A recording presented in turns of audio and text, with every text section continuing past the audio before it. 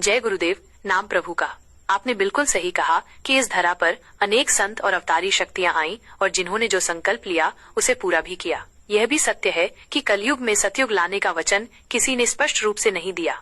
यह प्रश्न कि क्या गुरु महाराज अपना वचन अधूरा छोड़कर चले गए हैं, एक गहरा प्रश्न है और इसके कई पहलू हैं। अक्सर हम किसी भी महान संत या अवतारी शक्ति के कार्य को अपनी सीमित समझ से देखते हैं। उनके संकल्प और कार्य करने का तरीका हमारी सोच से परे हो सकता है।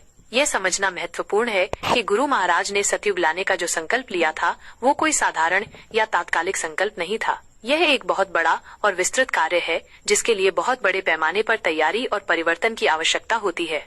हो सकता है कि गुरु महाराज ने इस कार्य की नींव रखी हो और उसका एक चरण पूरा किया हो और बाकी के चरणों को उनके द्वारा स्थापित व्यवस्था या उनके शिष्यों के माध्यम से पूरा किया जाना हो। ऐसा अक्सर देखा गया है कि महान संत अपने कार्यों को प्रत्यक्ष रूप से पूरा करने के बजाय एक ऐसी प्रणाली स्थापित कर जाते हैं जिससे उनका कार्य आगे बढ़ता रहे।